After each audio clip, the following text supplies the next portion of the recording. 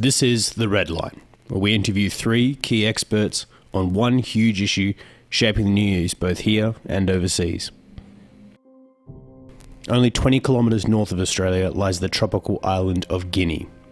It's roughly the size of Mexico, and it's home to the second largest rainforest on the planet.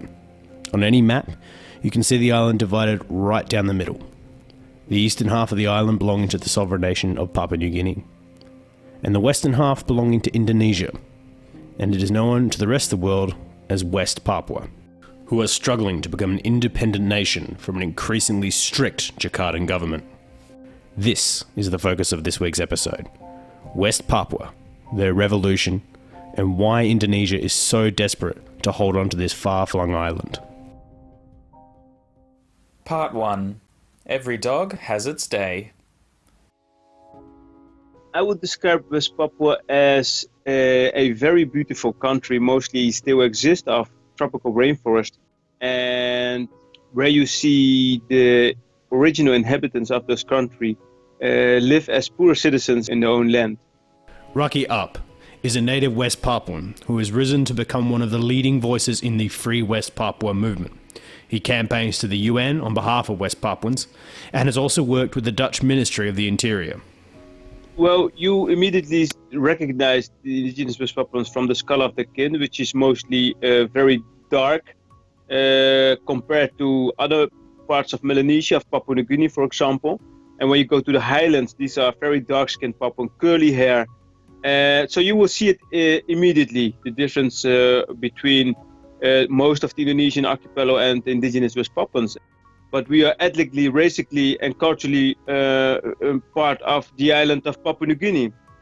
And therefore, our values, our cultural, way of living is very similar to those of the Pacific and Melanesian countries. So you would say you're much closer to someone living in Papua New Guinea or Port Moresby than you are to someone living in Jakarta?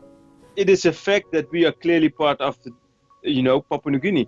And it's actually one island, and you see a lot of similarities between the indigenous West Papuan in the west and in the east. So yes, that's definitely true. So right now, West Papua is in huge revolt. They've got riots and protests, and what I want to know is what kicked all of this off? Is that West Papuan students in Surabaya, Java, standing at the dormitory, were yelled by bystanders, joined by Indonesian military and police, yelling at them words like monkeys, dogs, go back to your land.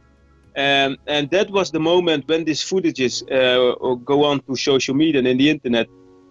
This was the spark of, anger among our West Papuans. But, this was not just a racist incident as we've seen. For the people who never heard about West Papua, they could say this is a racist incident. It is wrong. So the image is very clear. And if you look at the educational and healthcare system, there is not an equal system where West Papuan students can offer a study or have a good job. And that's a systematic problem. And this is the sentiment of 57 years what we've seen now in West Papua. So can you take us right back and explain why West Papua being so different is actually part of Indonesia? Yes, absolutely. So I will go back a little bit earlier in time, which is 1961. There was the moment that West Papua was still part of the Kingdom of the Netherlands. And when on the royal decision, the Netherlands hand over the West Papua Morning Star flag, as we know it today, they installed a First New Guinea Council on April 5, 1961, all in preparation of an independent and the right of self-determination for the people of West Papua. But because of huge international pressure, a year later, in 1962, the Netherlands was forced to sign this agreement known as the New York Agreement, signed on August 15 in the headquarters of the United Nations in New York, 62. And in that agreement, the Netherlands and Indonesia said that within 7 years, there should be a moment that the indigenous West Papuans could have the opportunity to vote whether they want to be part of Indonesia or not. So, and that was the moment we know as the Act of Free Choice. So what actually happened during the so-called Act of Free Choice which actually the opposite has happened, because there was not a free choice, because just 1,026 men on the entire population of 800,000 indigenous West Papuans were selected and threatened on gunpoint with their lives and the lives of their family to vote for integration into Indonesia. So you don't have to be a lawyer nor a scientist to understand that the entire referendum, which took place in 1969, didn't went conform international law, and that is the root causes of the demands of the indigenous West Papuan. We see today they want a referendum. So who supports West Papuan independence? Internationally, do they have friends? But we see a momentum growing in the Pacific region, so I think more and more Pacific nations are supporting our cause, but also Papua New Guinea, right? It's like the biggest brother in the Pacific island. This is very encouraging, but also in the UK, where we see Jeremy Corbyn, the opposition leader of the Labour Party, who is openly a supporter of the right of self-determination for West Papua. And also in the Netherlands, we got a lot of MPs who are focusing on the right of self-determination. So we are very optimistic, and because now we got internet and the truth is spreading very rapidly, and therefore we see the support for the right of the indigenous West Papuans growing as well. So with the uprisings becoming larger and larger, how are the Indonesians attempting to contain this? So they, after this, I think this second day of uprising, they cut off the internet because they, as argument, they don't want a race war to happen among the different ethnic groups. But it is just, one of their, assets to close West Papua for the international audience, international community, for the violence they use against indigenous West Papuans. That's, we know it from the first place. And it is happening. These video footages are getting out that Indonesian security forces are shooting at students in West Papua, attacking villages, burning villages. So this is, and at the same time they are operating a cyber war against, West Papuan platforms across the world. So yeah, they want to, stop the truth getting out of West Papua, but they cannot succeed in it because we got mobile phones and these footages will come to us anyway, and that's what's happening right now. And these crackdowns, they've affected your family quite personally, haven't they? Yes, absolutely. My father's Arnold Ap. He was an anthropologist and a man who loved to make music, and he was put in prison because his music inspired a lot of West Papuans, and his music went about the importance of our culture, about our identity, and the desire of the indigenous West Papuans to live in a free country. And and Indonesia saw that as threat, so they put him in prison, and 4 months before my birth, they assassinated him. And that was the reason I fled in the first place to a refugee camp just across the border in Papua New Guinea. And from there we fled with my family to the Netherlands, where I grew up.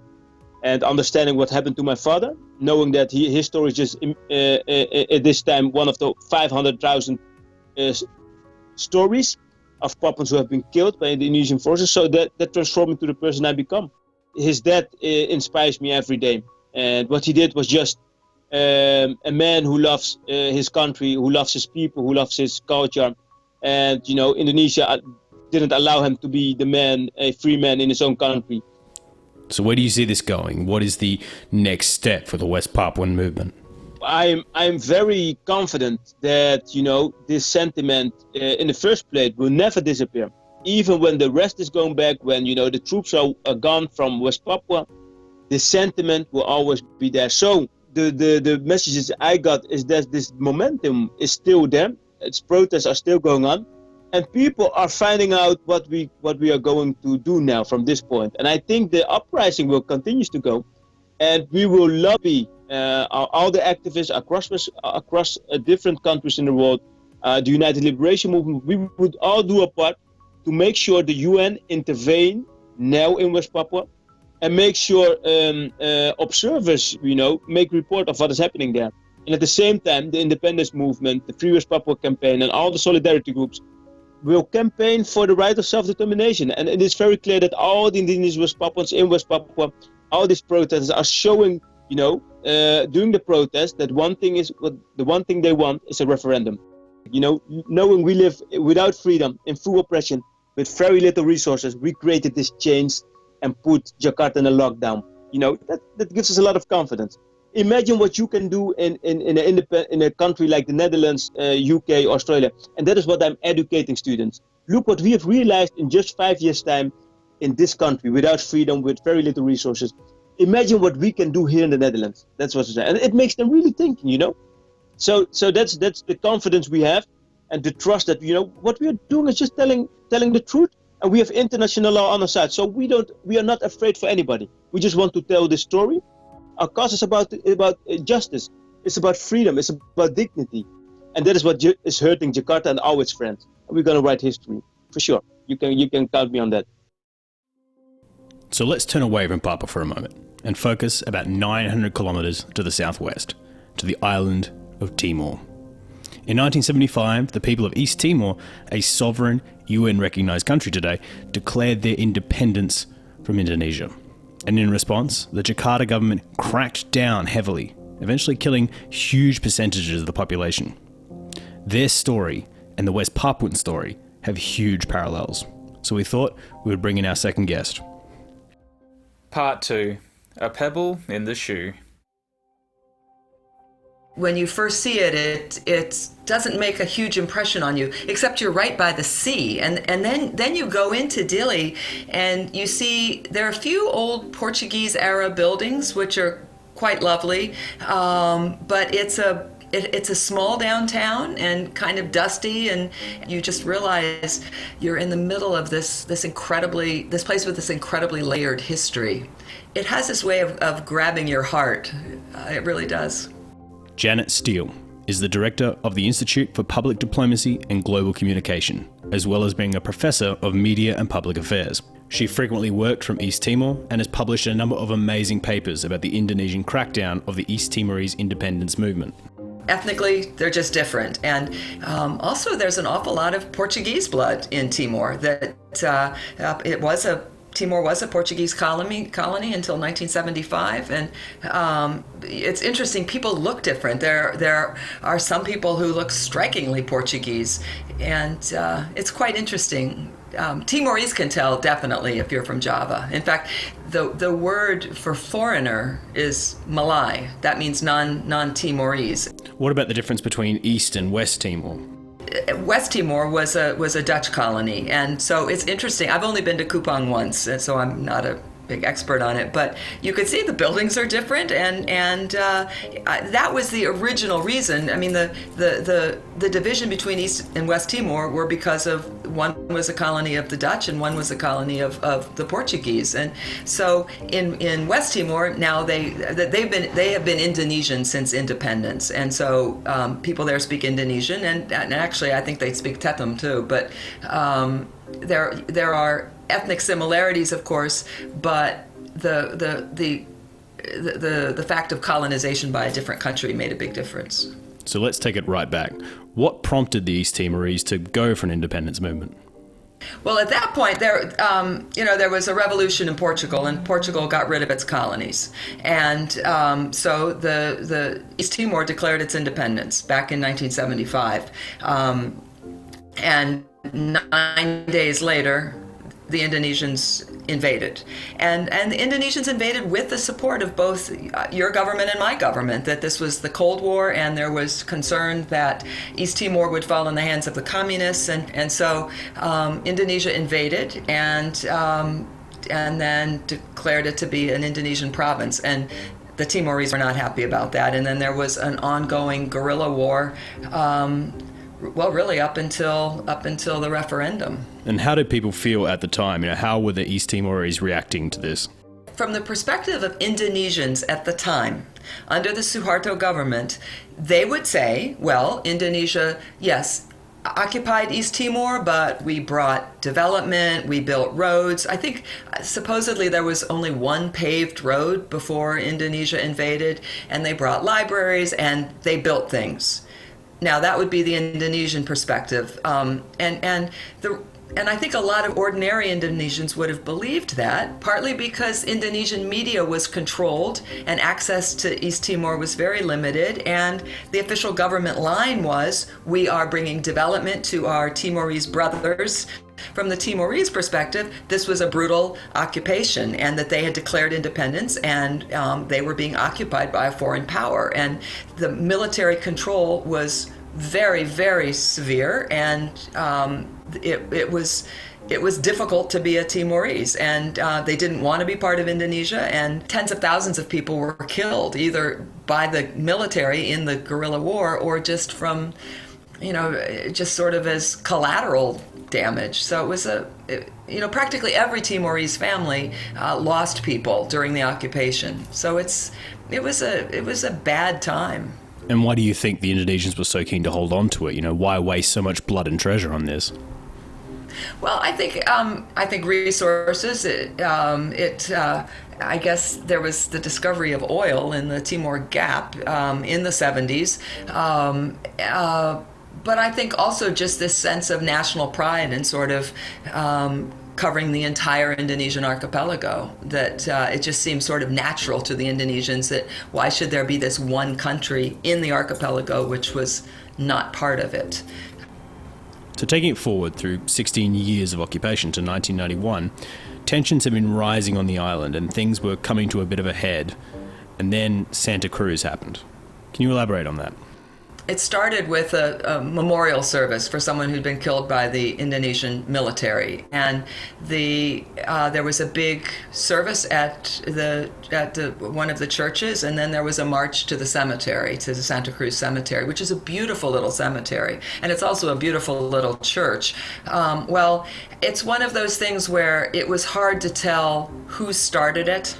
Was it a provocation? Did somebody throw a rock? That there were very different opinions about what happened, but the Indonesian military responded really heavily, and people were forced into the cemetery, and it was truly a bloodbath in the cemetery. And fortunately, there were 2 international journalists there, and they had video recordings, and they were able to smuggle out their video recordings, and so the world knew about this. Of course, the military was not presenting it as the Dili massacre, not at all. And so once again, I think ordinary Indonesians didn't have a very clear picture of what was going on because of government control of the military. The estimates I've read from this period are saying that around 200,000 East Timorese were killed by the Indonesian government. Do you think that's an accurate number? I think it probably is. I mean, it's astonishing. Pretty much every family you talk to will tell you about, well, they have huge families, but almost everyone lost somebody.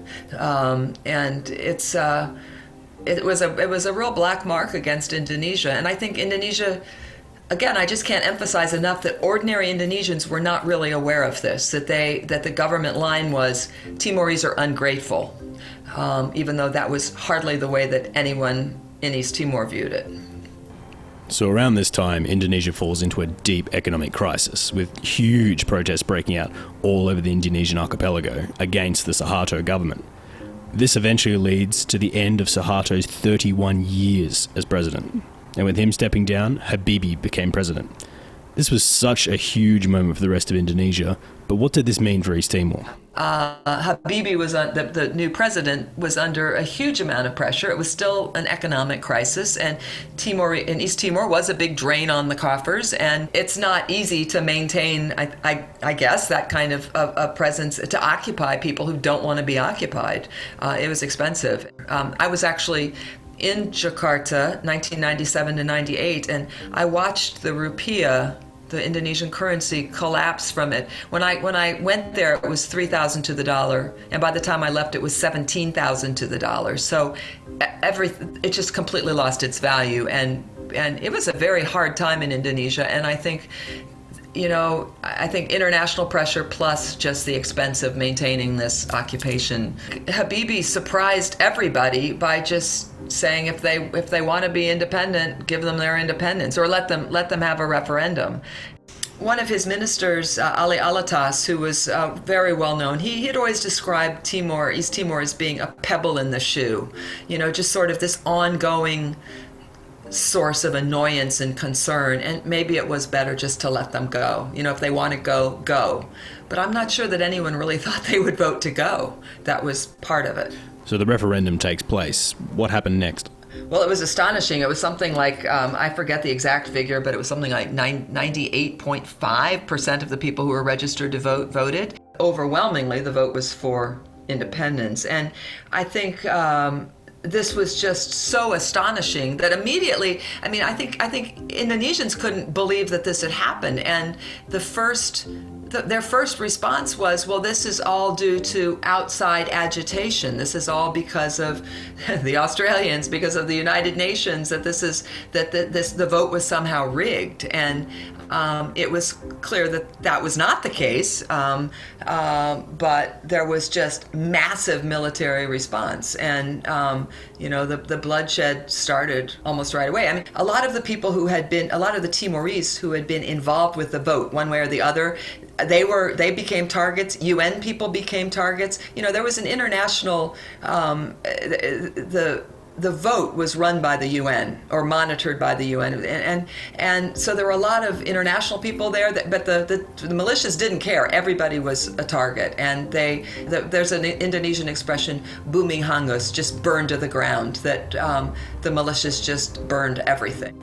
So to try and put a stop to the bloodshed, the UN and Australia sent in huge amounts of peacekeepers just to try and put a lid on the whole situation. But what was the Indonesian response to that? Well, they weren't overly gracious about it, that there was a huge amount of denial. And then the UN sent in its transition team that helped administer East Timor for 2 years until they became fully independent in 2002. But there was tremendous international attention on East Timor after the referendum, and I think the horror of the militias and the response and the violence, that the world paid a lot of attention. But I'm not so sure the world is paying that much attention anymore. So, in your opinion, was it worth it? I think they're better off. And I also think that if you were to ask Timorese, they would say absolutely it was worth it. It was worth the bloodshed. It was worth the struggle. Yes, there's still tremendous poverty and there's still so many problems, but they control their own destiny. So shifting back to our main focus now in West Papua, we can see the Indonesian government is willing to kill almost a third of the population of East Timor for a province they considered a pebble in the shoe. What would they be willing to do to hold on to a province that contains most of their mineral wealth? Part 3. Vested interest. Oh, look, I went there as a young person. I was 19 years old, and I went to West Papua on my way home to Australia. I knew very little about the place when I arrived, but I met this Dani man, a man from the Highlands, who came up and started talking to me and proceeded to tell me about how his whole village had been wiped out by the Indonesian military. So, I started asking myself the question, why didn't I know about this? Why weren't we taught about this in school? Jason Macleod is an educator, organiser and researcher who taught community development and politics at the University of Queensland, and now teaches civil resistance training and education for people in non-democracies at the University of Sydney. He is also the author of Merdeka and the Morning Star, all about the West Papua movement. They just feel as if they're, certainly from what I hear again and again in my 30 years of going back and forth to the place, that they feel like they're not even treated as if they were half animals. So this this feeling that they're completely disregarded, and not only not valued, but that their right to life, to be safe, is just not respected at the most fundamental level. So what separates a West Papuan from an Indonesian? Yeah, look, they're totally different people. They differ racially. So, Papuans, black skin and curly hair. And, I often travel from West Papua to Indonesia with my Papuan friends, and Indonesians will go up to them and, speak in broken English, assuming they're from Africa or somewhere. So that they look completely differently. And, geographically, it's very separate from Indonesia. West Papua is the western half of the island of New Guinea. It's on the western rim of the Pacific, whereas Indonesia's in Asia. It's a completely different place. It's over, something like 4,000 kilometres from Jakarta, the capital of Indonesia. So can you then explain why West Papua is even part of Indonesia in the first place? There was a whole series of things that happened, but sort of late on in the piece, the US government and the Australian government stepped in, and they brokered an agreement in 1962 called the New York Agreement, and essentially that said that there would be some kind of referendum, some sort of act of universal suffrage in West Papua. Now, a couple of things about that. First of all, that no West Papuans were present when that agreement was made. What did happen was the Indonesian military went round and hand-picked a number of West Papuans. A total of 1,026 were selected. 1,022 ended up participating in, I think there was something like 9 different locations. And in each location, what happened was essentially the same. An Indonesian general gave a few speeches, then asked who wanted to be part of Indonesia.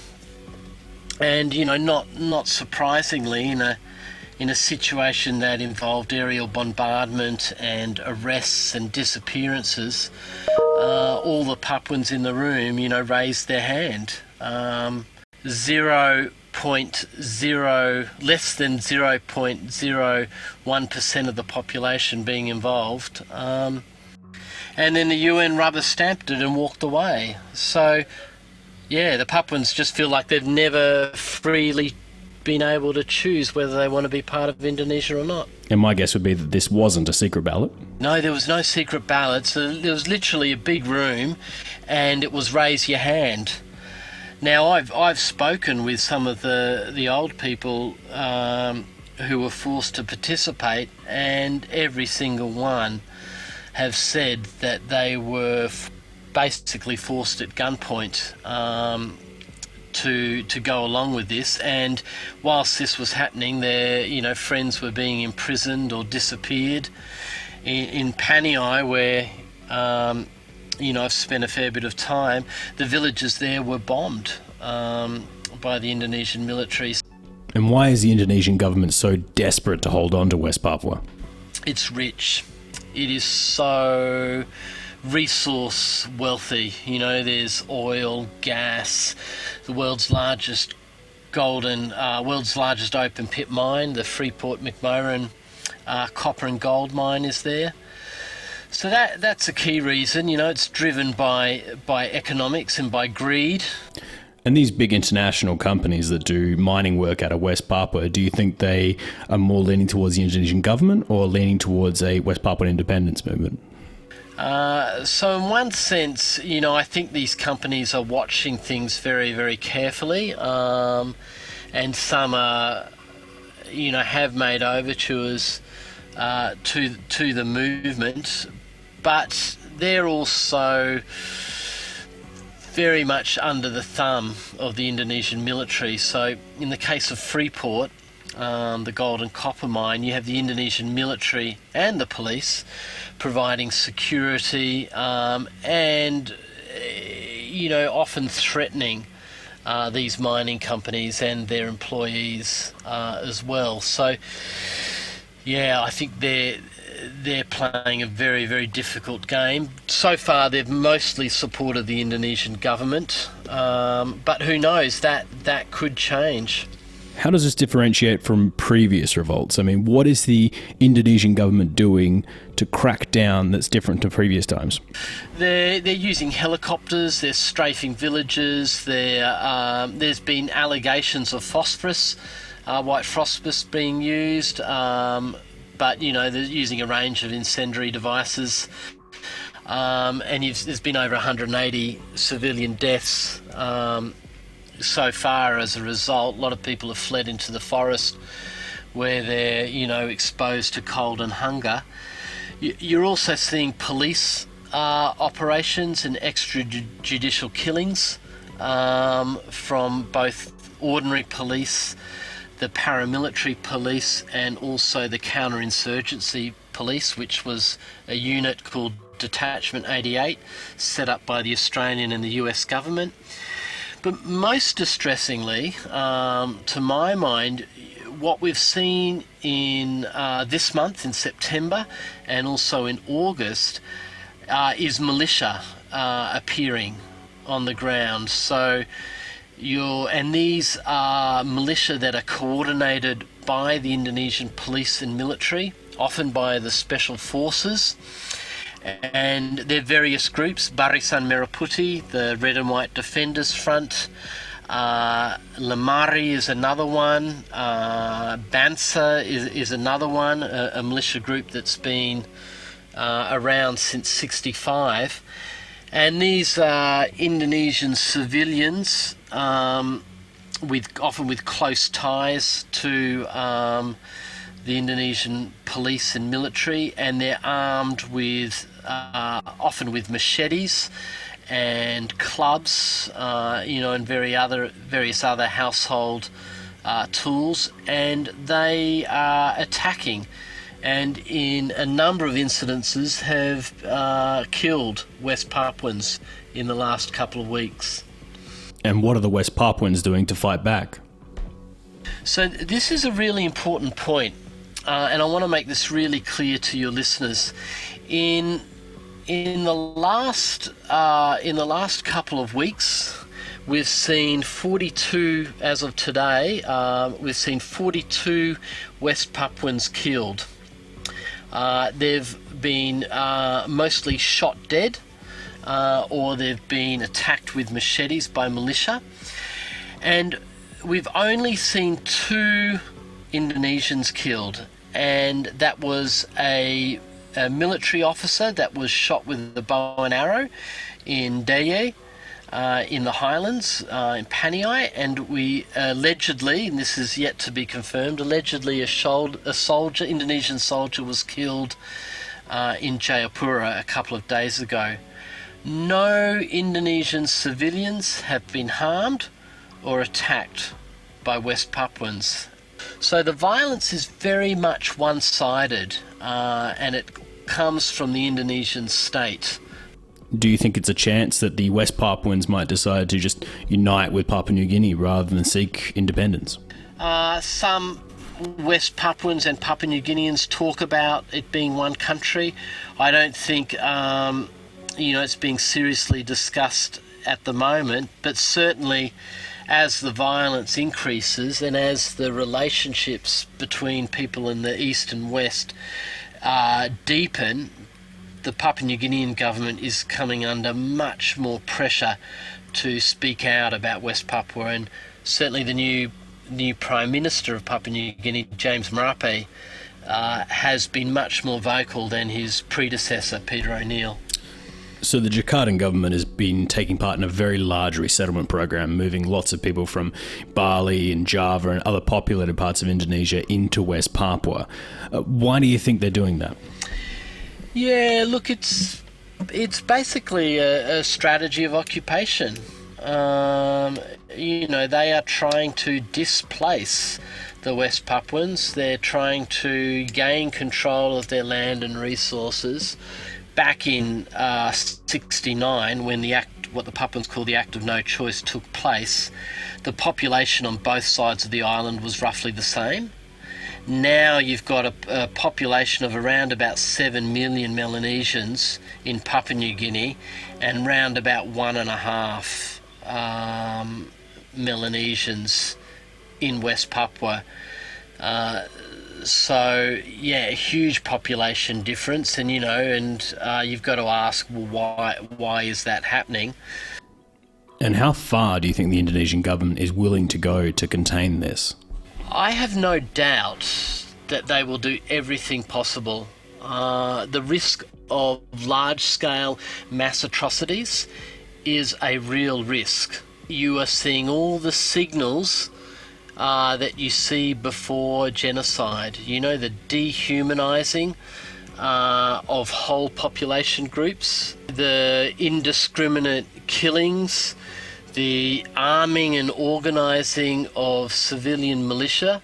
Yeah, Indonesia will be willing to do whatever they can, and that's why it's absolutely essential that the international community steps in to restrain the Indonesian government and really support those moderates within the Indonesian government to bring the hard right, the ultra-nationalists, under control. You got to remember, it's in their interests to keep West Papua under their rule because they are getting incredibly rich from it. Just to give you one small example, I saw some documents a couple of years ago that the police, the lunch bill for the local police in Timika, where the Freeport mine is, amounted to $10 million US. So, there's huge extortion, and other forms of, vested economic interests going on. You have local police and military controlling drugs, trade in illegal wildlife, prostitution rings, all sorts of things like that. Turning overseas now and looking towards the US, do you think the US government has a stake one way or the other in this? Certainly when, Freeport's an interesting example. You've got many ex-CIA directors that sit on their board and, they're very, very close to, the political centre. I think they're keeping a very, very close eye on what unfolds in West Papua. The Freeport mine and the other resources is very, very important to the US. The US has been involved in West Papua, for a long, long time. And, you have to remember too, the other player in all of this is China. I mean, China's really, going on a Pacific offensive. So, we're living in a multipolar world now, which makes things very, very, very interesting. And who knows how that could play out in relation to West Papua. And what is Australia's role in all of this? Australian government's got some very difficult questions to ask itself. It is currently training the Indonesian police at the Joint Centre for Law Enforcement Cooperation in Semarang in Java. And the Indonesian police are the major perpetrators of violence, including extrajudicial killings in West Papua. That needs to change, and in order for that to change, the Australian government basically needs to rip up the Lombok Treaty. And for our listeners, can you explain what the Lombok Treaty is? The Lombok Treaty is an agreement signed between the Indonesian and Australian governments on the island of Lombok, a small island next to Bali. And essentially it is a demand by the Indonesian government that the Australian government does not support and does not speak about West Papua. And what do we get from this treaty? Nothing. It was really a case of putting trade interests above the lives of ordinary people, and it's time to rip it up. So after independence, who do you think the Indonesian government will turn towards? Who will be its friends in the brand new world of West Papua? Papua New Guinea, the Pacific also, and they'll be looking to Australia and New Zealand. Eventually things will settle down with Indonesia and you'll see trade with Indonesia, if you take the long view as well, which is what's happening, now with East Timor. And to go back to my earlier comment, the West Papuans don't hate Indonesians. They're against the colonial occupation by the Indonesian state. You will start to see so those relationships with Indonesia, I think, are significant. And, now's the time just to start talking about our neighbours and what's going on. A place that really is only swimming and walking distance from Australia's northernmost boundary in the Torres Strait Islands. West Papua, a nation only swimming distance from Australia, is right now begging for us to help them against a government that routinely shoots them with helicopters, calls them dogs, and arms and trains local militias to terrorise them. All of this is going on just north of Darwin, and for some reason we refuse to talk about it. We saw what the Indonesian government were willing to do to hold on to East Timor, and I worry to think what they might be willing to do to hold on to a much more valuable West Papua. Thank you so much for tuning into this fortnight's program. We'll be back next fortnight with a domestically focused episode. If you like the show, you can follow us on Facebook, Instagram, and Twitter at The Redline Pod, and feel free to send us a message there as we post lots of articles and maps about the fortnight's topic there to help you. And a huge thank you to all of our guests today. If you want to follow Raki Ap, you can follow him on Twitter at Raki_up_, or you can follow the Free West Papua movement on Twitter.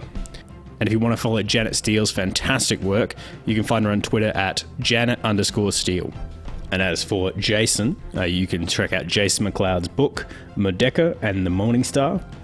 You can find that on most good retailers, and I suggest you give it a listen, as it was the basis for most of the research on this episode. If you want to support the show, you can visit our Patreon. This show is completely self-funded, and this allows us to go after stories that corporate media wouldn't be allowed to. Every dollar you donate goes towards paying our fantastic crew, hiring on more people, and getting this show to as many people as we can. There are plenty of rewards on Patreon, and it would mean the world to us for you to be part of the show. Thank you so much for listening, and as I say in West Papua, Lukim Yu Bahayim.